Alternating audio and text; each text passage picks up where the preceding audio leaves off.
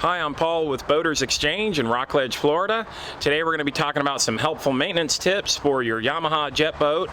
We've got a brand new 2020 Yamaha 242X. That is the flagship wakeboard model. And for this video, we brought in experts from corporate at Yamaha. We've got Captain Danny Hampson, who's a former pro wake surfer and now full-time with Yamaha, who specializes in these boats, and also Matt Bailey, our local sales rep for this part of Florida. So let's go check it out.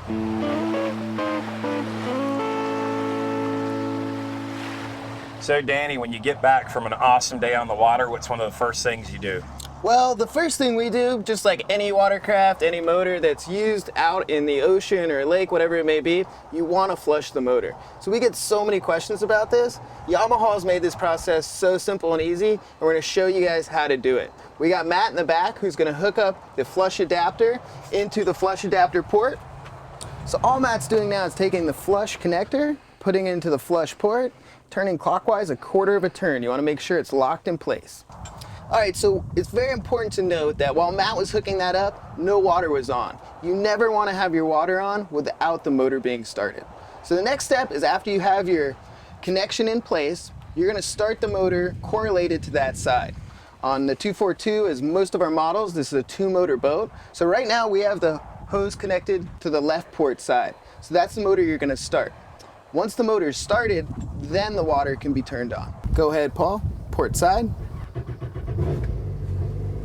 And then the hose would be turned on. So when you have your motor on and then you turn your hose on, you are going to see water coming out of the exhaust ports down below, as well as off the side of the boat. And that's totally normal. That just means the process is working correctly, so no need to worry. If you don't see the water coming out, then you actually probably need to make sure you don't have a kink in your hose somewhere or something like that, because you want to know that the water is flowing through your motor. Obviously, you don't want to run your motor dry. So it's actually a good sign when you hear the water coming out and see it coming out the side. All right, so we've been flushing the boat for about 5 minutes. So when you're flushing, you're just at idle, letting the motor run. The next really important step is you want to turn that water off first. We never want the water to be going through the motor without the engine running, so Matt's going to turn off the water.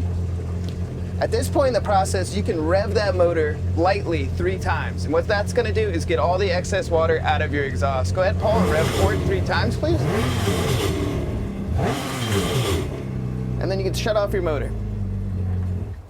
All right, the port motor has been flushed. It is that easy.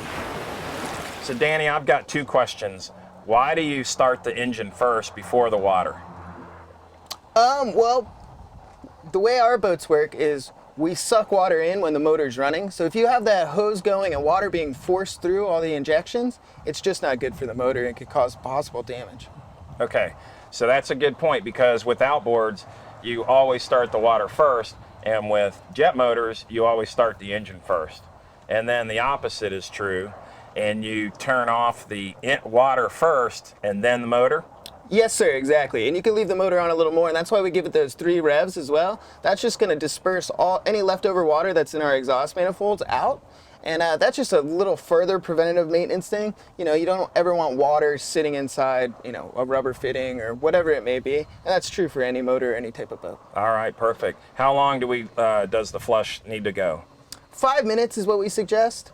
And then, like we said, just 3 real light revs. You know, that's just a little extra measure to get that additional water out. Perfect. So one other thing is, Danny, some of our customers have asked the question about, is it okay or even suggested to flush with a product like Salt Terminator or Salt Away? What are your thoughts on flushing with a product like this, which is called Salt Off, which has a flush adapter? Yeah, absolutely. You know, the more a customer does to maintain their motor, we're all for it. It's not an official suggestion from us at corporate, but you know, anything you can do is just going to keep your boat running better. And you know, you're here working with these customers every day, and you seem to know that this works, so we're all for it. Yeah. And of course, if you're running your boat in freshwater, not needed, but in saltwater, just seems like a good idea. It's not mandatory, but we've had customers use this, and the idea being that the internal water jacket is not left with any salt residue after the flush process. Absolutely. Yeah, it's a great product and it works wonderful. So anything extra, we are all for. And even if you're using your boat in freshwater, we still suggest you flush it out with nice clean water from a hose, just because there's different additives or different things in different lakes. Right. And it's just good to give it a real nice flush out and get all that water out of the exhaust ports. Perfect. So Danny, what are some other good ideas? Well, one thing we suggest is when you're done flushing the motor, to go ahead and lift up the motor compartment and spray some type of corrosion block or silicone shield on there. Yamaha makes a variety of products that will work for this, and I know that you have some other products that sometimes you suggest to your customers as well. Yeah, exactly. So Yamaha has Yama Shield, awesome product. It's actually pretty inexpensive. We sell them here at the store. Then there's also T9, which is another waterproof lubricant. It's a little more expensive. We can get into all the details, but the point is that it needs to be something that is friendly for the engine compartment, for the rubber coatings, wires, things like that. A great example of something never to use would be WD-40. WD-40 has it's a lubricant, but it also has a solvent component, and you definitely don't want that. So you have to read the advice on these things, read the warning labels, but if you come here, we'll let you know which ones are great. All right, so Danny, when the boat owner comes home, they're going to flush the motors. We've talked about coating the motors with protective coating. That needs to be done maybe every 6 months or so, not every time you use the boat. But then a really important step is to rinse the entire inside and outside of the boat with fresh water, including the trailer and the brakes. What other helpful tips? One other helpful tip is to take the clean out ports out from the lock position in the back of the boat, and all that's going to allow to do is for no stagnant water to stay in there and kind of seize up those ports. And while we're on the subject of the clean out ports, I know a lot of customers have been asking you about the shallow water applications of our boat. And it's a very common question. Obviously our boats are phenomenal in low draft situations because of the jet propulsion. But with that being said, you know, just like with any outboard motor or whatever engine you're running, you don't want to be sucking up mud, sand, debris, anything like that through your motor. So if you're out in a low draft situation, you see you're kicking up a lot of mud, it's time to get into a deeper area. Just go ahead and idle out to a safer environment, because you just don't want to get your motor to be sucking up all that debris. Absolutely, yeah.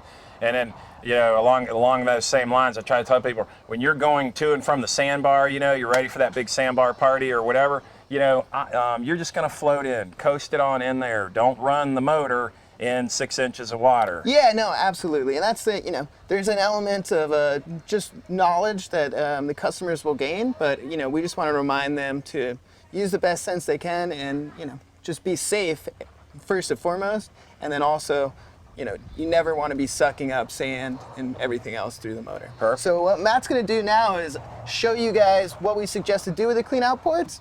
And it's also very important to note when you're putting the boat back in the water as part of your pre-launch ritual, you know, you put your plug in, make sure you put your ports back in as well.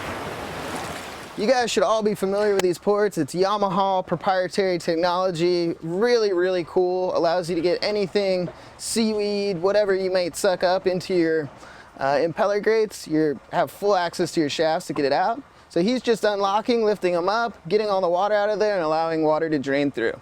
Simple as that. All right, so a lot of customers ask where the intake grates on our boats actually are, so Matt's gonna go ahead and point that out for you. And this is where the water is sucked up through the motor. All right, so you've cleaned your boat, you flushed it, you coated the motor, got the ports out. Now the last thing you want to do is always make sure you remove your drain plug. It'll get any excess water, dirty stuff out of your bilge, and also if it rains, keeps the water flowing out of your boat. Just make sure you put the plug back in. As your pre-launch ritual, always have these things kind of written down. Plug in, ports in, and you're ready to go. So of course, every nice boat needs a good cover. So a couple of final tips is have a good cover. Yamaha makes a beautiful cover that is custom fit to the boat. And so that's a great choice. And also, we recommend a vinyl protectant. This is Aerospace 303. It is very, very good, and it protects your investment. You can use this after each use or maybe after every few uses. Just a few things to keep in mind about protecting the interior of the boat. And so wrapping it on up, this is Paul from Boaters Exchange in Rockledge, Florida. We have 2 locations to serve you, one in New Smyrna Beach also.